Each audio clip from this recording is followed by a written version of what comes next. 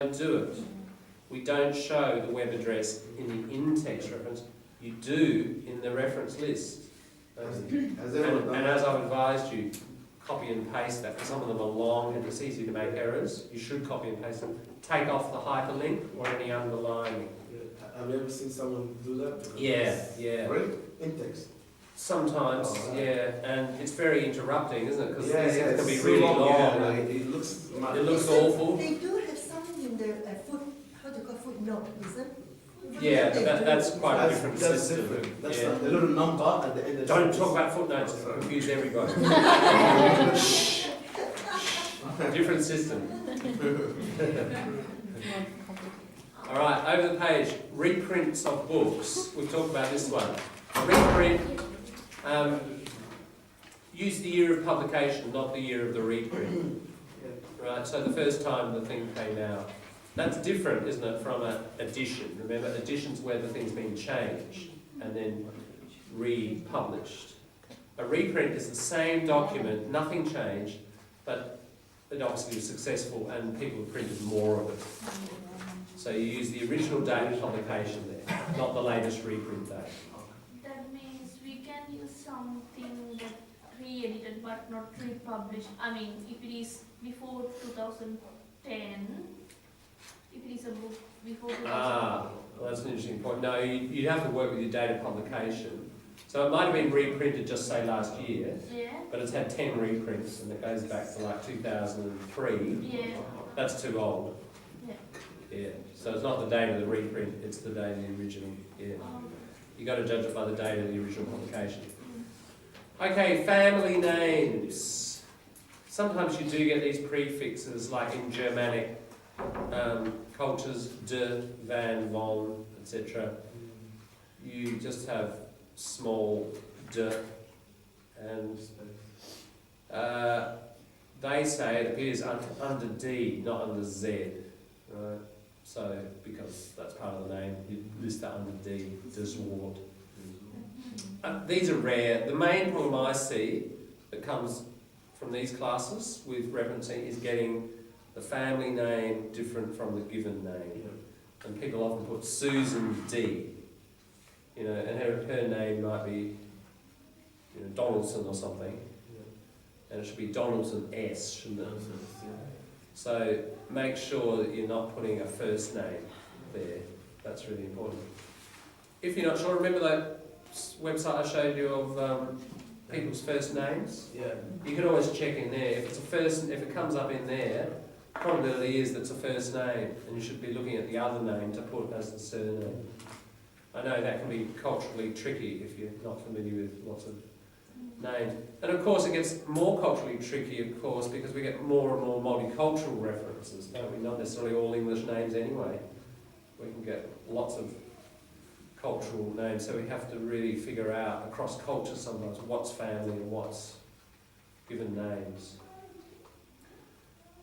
Okay, look, the suffix is pretty unusual, but sometimes you get, especially with Americans, they often name their kid, especially the son is the same name as the father. We don't do this here very much, but you get a junior, Kurt Vonnegut Jr., famous writer, one of my favourite writers. Go and read Slaughterhouse-Five, brilliant short novel. So it's Vonnegut K Jr., you just put JR like that, if it's important. Or generational suffixes, yeah, again Americans do this. Smith GP the second, or Smith GP the third or fourth. In other words, somebody's been named George, like down the generations, George Smith, and it's number 4. Then you put George Smith the fourth. These are rare, Hyphenated names, yeah, you can get them. Pitt Watson. So a Pitt married a Watson, and somebody couldn't decide which name we should throw out, so they kept both of them and put a hyphen in. This is quite common. Just do it like that, as the name appears. So it's both parents' last names, surnames. Yeah, that's right. Yep. And so on. Oh yeah, now the bottom one, the given name is hyphenated, like in French, Jean-Paul, JP. You have to put your little hyphen in there. So again, you don't come across that much in English, but you might be doing a, cross-cultural kind of reference. Yeah, that's it, really, that other stuff. Yeah, so those are the frequently asked questions. Hannah, do you want to write your one up and we can have a look at how we do it? About the dictionary? You asked, no, something else. The bracket one. Yeah. The brackets. You asked about how you'd write the bracket one. Did I explain it sufficiently? Okay, alright, no problem. Yeah. Anybody else got any curly, little collocation, a curly question? Not straight, not nice and clear, a curly, like curly hair. You got a curly one? I have a question about graph and picture citations. Yeah. So, but I have already found the information. So we should put in the reference list a full resources name. Yes, that's on page 24. Yes. Yeah, we were looking at that one yesterday, Pavel. That one's really for images and artwork. Most of you will be using graphs, like say one's very good graphs, if he's got them in his essay. Yeah. That's just like any figure. If it said 47% or whatever, you would reference that just like any other document. Don't necessarily follow that one. It depends. It might come from a journal article in a library database. It might come from a hard copy book. You just follow the rules of whatever category of resource you're using. It's really just like any quotation or any fact. Yeah. Any further things to figure out? We're all happy little Vegemites, are we? Good. Very important Australian collocation. Happy little Vegemites. Why happy little Vegemites? Because there was some, you can Google it, it's on YouTube. There's some black and white old film of 1958 or something.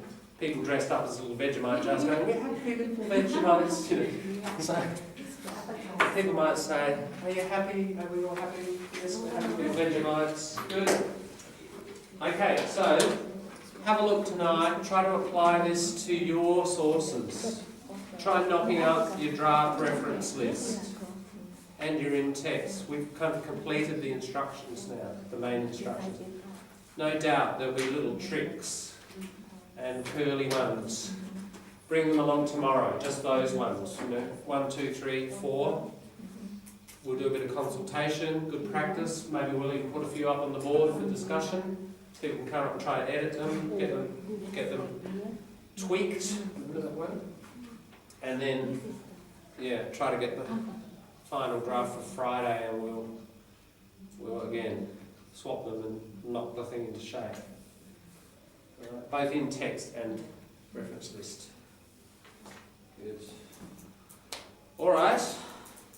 Let's change channel completely. We'll change it back to the program we were watching about a week or more ago because we didn't finish our articles. Remember the EDSU? There was that close exercise, the gap exercise on the EDSU. If you've got it, great, very organised. I'm expecting some people won't have it because it's been a few days now, and I've got copies here. Anyone want one?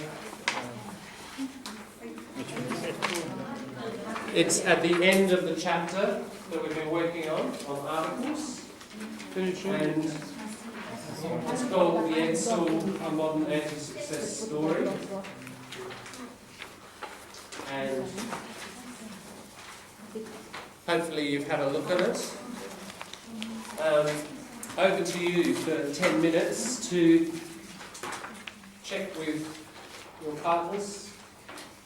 And if we need to quickly do it again, do it. And in 10 minutes we'll run through it and see what people decided. Okay? Good.